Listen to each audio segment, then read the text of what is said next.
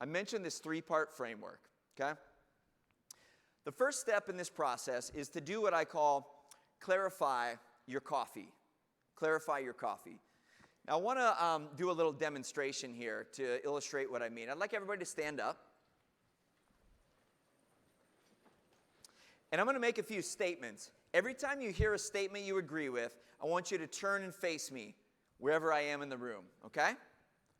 All right, so can we put the slide back up? There we go. All right. It would really help me grow my career this year if I became an expert on people leadership. Okay, if you agree, turn and face me.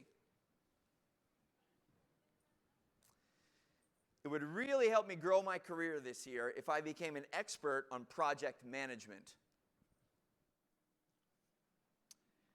It would really help me grow my career this year if I became an expert on new technologies like AI. It would really help grow my career this year if I became an expert on talent development. It would really help me grow my career this year if I became an expert on cost reduction techniques.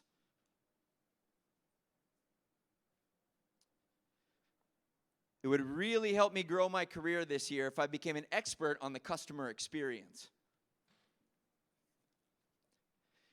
It would really help me grow my career this year if I became an expert on improving my daily productivity. Now, which direction did you move in? Circle. Thank you for being good sports. You can all sit down now. What do you suppose the point is of this little exercise? You see, every single one of the things I just mentioned would add value to BMO. It would help you become more valuable as a leader to this company. It would help you grow your career. The problem is when we try and develop 7 or 8 things all at the same time, we get overwhelmed.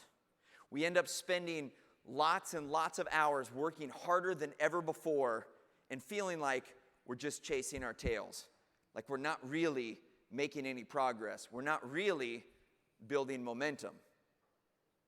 So the secret to helping ourselves grow faster and win bigger is to clarify our coffee square one. So a while back, Starbucks found themselves at the top of a growth curve. After nearly 2 decades of unprecedented growth, they reached a plateau. And all of a sudden, their sales started leveling off for the first time in company history. And CEO and founder Howard Schultz, he thought he had seen the writing on the wall, and so he's going around and he's telling everyone what we need to do to get back on the path to growth is we need to reassert our coffee authority. Reassert our coffee authority. He's telling everybody. But the message wasn't landing. It wasn't taking hold. And he didn't know why. And then one day, he walks into one of his favorite and oldest stores in downtown Seattle. And when he opens the door, the first thing he notices is not the scent of freshly brewed coffee. It's the stench of burnt cheddar cheese. Cheese that had melted off one breakfast sandwich, landed on the oven grates, and then continued burning over and over and over again with every new sandwich that was sold and served that day. And that's when the light bulb went off for Howard Schultz. That was his falling apple moment, and he knew what he had to do. So a few months later, he took one of the company's most profitable and popular products, breakfast sandwiches, and he pulled them from the shelves of all 16,000 Starbucks stores around the world. Mind you, this was on the heels of their first no-growth year in company history. And he took away one of the most profitable and popular products.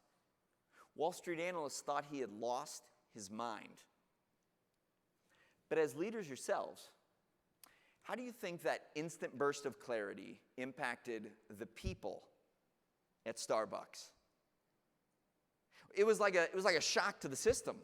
All of a sudden, employees, managers, baristas all throughout Starbucks started seeing falling apples everywhere they turn.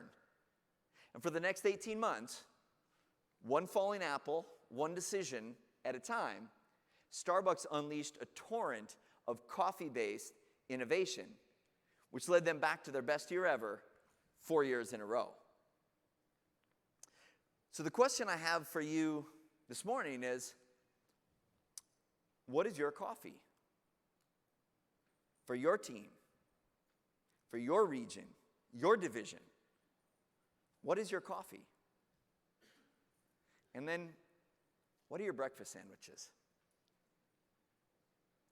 See, as individuals, as teams, as organizations, we all have breakfast sandwiches. We all have burnt cheese distracting us, throwing us off the scent of our greatest growth potential. And they're good things. How many of you have been to a Starbucks lately? Have you noticed that Starbucks still sells breakfast sandwiches? I just had one this morning. And that's because they reintroduced breakfast sandwiches 9 months after Schultz pulled them off the shelves. Because he made a mistake? No. Because in order to do that, he made sure that the R&D team had tweaked the ingredients and the way that the toaster ovens worked so that the smell of burnt cheese would never again distract them from the scent of fresh coffee. So I'm not talking about what's on your kill it list. I'm not talking about the bad things. I'm talking about the kind of good things that are getting in the way of the great things, the real growth drivers. And maybe you just need to put it on hold temporarily for a few months so that everyone can rally around this one thing and you can build some momentum. Because a wise person once told me that momentum matters.